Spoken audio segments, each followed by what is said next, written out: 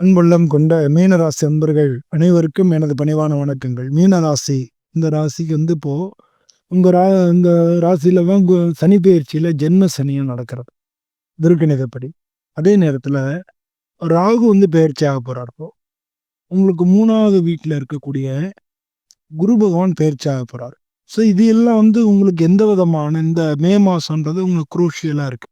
ஏன்னா சனியும் ராகுவும் ஒரே இடத்துல இருக்காங்க. ஆனா அவர் இந்த 18ஆம் தேதி மே மாசம் அவர் பெயர்ச்சி ஆயிடுறார். உங்களுக்கு 12ஆம் இடத்துக்கு போயிடுறாரு. அப்போ கேது உங்களுக்கு 6ஆம் இடத்துக்கு வராது. உங்க ராசியிலேருந்து ராகு பெயர்ச்சி ஆகிறது ஒரு நல்ல விஷயம்தான். உங்க ஜென்ம சனியா இருக்காரு. உங்களுடைய இதுல சனி பகவான் உங்க ராசியில ஜென்ம சனியா இருக்காரு. உங்க ராசி உங்க வீட்டு அதிபதி இருக்காரு இல்லையா, அவரு 3ஆம் இடத்துல இருந்தார். இப்ப 4ஆம் இடத்துக்கு போறாரு. குருபகவான் 3ஆம் இடத்தை காட்டு 4ஆம் இடத்துல நல்லது பண்ணுவார். ஸோ அந்த வகையில உங்களுக்கு 12ஆம் வீட்டுல இருக்க ராகுவ குரு பார்வையாகிறதுனால உங்களுக்கு பல விஷயங்கள்ல நன்மை நடக்க போறது. இந்த மே மாதம் உங்களுக்கு எப்படி இருக்க போறதுன்னு நம்ம பார்க்க போறோம். வேலை எப்படி இருக்கும், பொருளாதாரம் பணம் வரவுலாம் எப்படி இருக்கும், குடும்பம் எப்படி இருக்கும், உங்களுடைய ஆரோக்கியம் எப்படி இருக்கும், மாணவர்களுக்கு எப்படி இருக்கும் அப்படின்னு எல்லாத்தையும் நம்ம பார்க்க போறோம். அது மட்டும் இல்ல, உங்களுக்கு அதிர்ஷ்டமான தேதிகள் என்ன, அதிர்ஷ்ட நிறங்கள் என்ன, அதிர்ஷ்ட எண்கள் என்ன, இந்த மாசத்துல நீங்க என்ன பரிகாரம் பண்ணிக்கலாம், அப்படி எல்லாத்தையும் சொல்ல போறோம். அதனால ஸ்கிப் பண்ணாம கிடைச்ச வரைக்கும் பாருங்க. பிடிச்சிருந்தா லைக் பண்ணுங்க, உங்க நண்பர் எல்லாருக்கும் ஷேர் பண்ணுங்க, நம்ம சேனலை சப்ஸ்கிரைப் பண்ணுங்க. உங்களுக்கு ஏதாவது தோணுச்சுன்னா அதை நீங்க கமெண்ட்ல தெரிவிங்க. நான் மேக்சிமம் உங்களுக்கு பதில் அளிக்க என்னுடைய முழுமையான முயற்சியை செய்கிறேன். அதை செய்கிறேன்றது நம்ம உறுதியா சொல்லிக்கிறேன். வேலை பார்க்குறவங்களுக்கு இந்த மாதம் உங்களுடைய வேலையில புதிய வாய்ப்புகள், சிறந்த முன்னேற்றம் எல்லாமே கிடைக்கும். ஏன்னா உங்க தொழில்ஸ்தானாதிபதி குரு பகவான் அவர் 4வது வீட்டுக்கு சுகஸ்தானம் 4வது வீட்டுக்கு போறார். அது மட்டும் இல்ல, உங்களுக்கு 6வது வீட்டு வேலைன்றதுக்கு இன்னொரு ஒரு 6ஆம் வீடும் உங்களுக்கு முக்கியமா இருக்காரு. உங்களுடைய திறமைகளை குறிப்பிடக்கூடியவரா இருக்காரு. அவரு யாரு அப்படின்னா புதன். உங்களுக்கு சூரியன். அவரும் புதனும் சேர்ந்திருக்காரு. புதன் 7வது வீட்டுக்கு அதிபதி.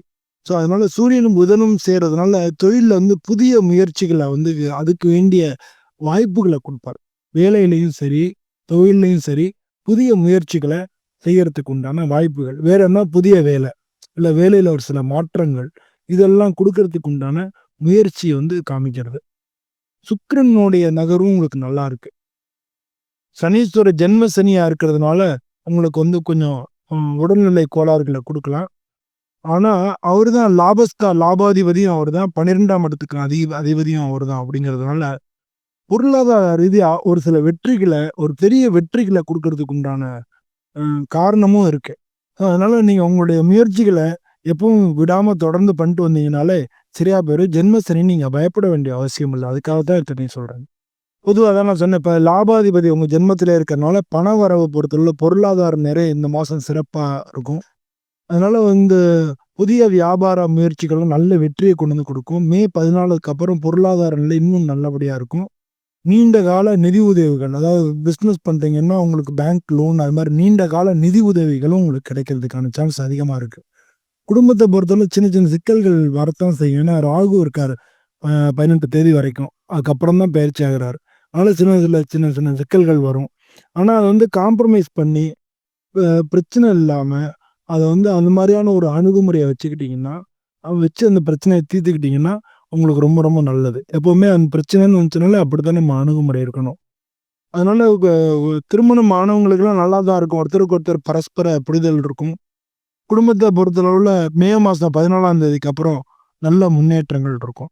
சிங்கிள்ஸா இருக்கிறவங்களுக்குலாம் இந்த மாசம் நீங்க புதுசா லவ் பண்றதுக்கான வாய்ப்புகள் கிடைக்கிறதுக்கான சான்சஸ் அதிகமா இருக்கு. கல்யாணத்துக்கு முயற்சி பண்ணிட்டு இருக்கிறவங்களுக்கு அவங்களோட தசாபுத்தி படி இந்த மாசத்துக்கு வாய்ப்பு வர்றதுக்கான சான்சஸ் அதிகமா இருக்கு. ஆனா பொதுவா உங்களுடைய குரு பகவான் தன்னுடைய வீட்டை, அவங்களோட தொழிற்ஸ்தானத்தை பார்க்கறதுனால வேலையை பொறுத்தளவுல கவனமா இருங்க. வேலையில நல்ல மாற்றங்களும் நல்ல உயர்வுகளும், நீங்க வேலை பார்க்குறீங்கன்னா பதவி உயர்வுகளும் கிடைக்கும். அந்த மாதிரியான சான்சஸ் தான் அதிகமா இருக்கு. ஆனா சுக்கிரனுடைய நிலையினால உங்களுக்கு புதிய நட்புகள் கிடைக்கலாம். லவ் பண்ணவங்களுக்கு நல்ல ஒருத்தருக்கு ஒருத்தர் புரிதல் ஏற்படலாம். கல்வியை பொறுத்தவரை இந்த மாசம் புதிய கல்வி முயற்சிகள் எல்லாமே வெற்றி அடையும். சூரியனும் புதனும் புதுசா கல்வியில முயற்சி பண்றதுக்கு உங்கள வந்து தூண்டி விடும். மே 14ஆம் தேதிக்கு அப்புறம் நீங்க டிகிரி படிக்கிறவங்கலாம் அரியர்ஸ் இல்லாம பாஸ் பண்ணிருவீங்க. பொதுவா வந்து நீங்க நல்ல ஆர்வமாவும், பயிற்சியும் இருந்தாலே வெற்றி வந்து வேகமான முன்னேற்றம், படிப்பில் நல்ல முன்னேற்றம் உங்களுக்கு கிடைக்கும். ஆரோக்கியத்த பொறுத்தளவுல நீங்க வந்து உடம்பு சோர்ந்து போகும். தோல் பிரச்சனைகள் வரும். கை, கால் மூட்டு வலி வரும். இடுப்பு வலி வரும். இந்த மாரியான விஷயங்கள் எல்லாமே இருக்கும். அதுக்கு வந்து உடற்பயிற்சி, நீங்க வாக் பண்றது, இதெல்லாம் தேவலாம். நீங்க மன அழுத்தத்தினால வேலை அதிகமா ஏன்னா ஜென்மத்தில ஜென்ம சனி இருக்கிறனால வேலை அதிகமா இருக்கும். ஒர்க் லோடு கூடும். அதனால உடம்புல பிரச்சனைகள் வரும். அதனால வந்து நீங்க ஒர்க் லோடு அதிகமா இருக்கிறதுனால, அ ம அது மனசுல வந்து மன சோர்வை ஏற்படுத்தி தலைவலியா வந்துரும். அதனால வந்து என்ன பண்ணணும்னா, நீங்க உடம்புக்கு வந்து எக்சர்சைஸ் பண்ணி உடம்ப சரி பண்ணிக்கங்க. தியானம், யோகா பண்ணி மனச சரி பண்ணிக்கங்க. இது 2மே பண்ணீங்கனாலே போதும். மே 14ஆம் தேதிக்கு அப்புறம் உடம்பு நல்லா ஓரளவு நல்லா சரியாயிடும். ஒண்ணும் கவலைப்பட வேண்டிய அவசியம் இல்ல. பொதுவா இந்த மாதத்துல வந்து சனிக்கிழமை அன்னைக்கு சனீஸ்வர பூஜை, நவக்கிரக ஹோமம் இதெல்லாம் பண்றது நல்லது. இந்த மாசத்த பொறுத்தவரை உங்களுக்கு அதிர்ஷ்டமான நாட்கள் வந்து மே மாசம் 3ஆம் தேதி, 8ஆம் தேதி, 10ஆம் தேதி, 12ஆம் தேதி, 20ஆம் தேதி. அதிர்ஷ்டமான நிறங்கள் வந்து சிவப்பு கலர், வெள்ளை கலர், நீல கலர். அதிர்ஷ்ட எண்கள் 1, 6, 9. பொது அதிர்ஷ்ட நாட்கள் அப்படின்னு சொன்னது வந்து, நீங்க சந்திராஷ்டமம் இருக்கா இல்லையான்றத பார்த்துக்கங்க. சந்திராஷ்டம நாட்கள் இருந்தா, அத வந்து நீங்க அவாய்ட் பண்ணிருங்க. நீங்க கேலண்டர்ல பார்த்தீங்கன்னா, சந்திராஷ்டமம் எந்த நட்சத்திரத்துக்குன்னு போட்டிருக்கும். அதனால உங்க நட்சத்திரத்த பொறுத்து நீங்க பார்த்துக்கங்க. பொதுவா இந்த மாசம் மீன ராசி எப்படி இருக்குன்னு ஜென்ரலா பார்த்தோம்னா, புதிய வாய்ப்புகள் வரும். தொழில்ல முன்னேற்றம் இருக்கும். பொருளாதாரம் நல்லா இருக்கும். உறவுகள்ல நீங்க சமரசம் பண்ணீங்கன்னா, காம்ப்ரமைஸ் பண்ணி போனீங்கன்னா பிரச்சனைகள் இல்ல. ஆரோக்கியம் வந்து கொஞ்சம் நீங்க பார்த்துக்கணும்.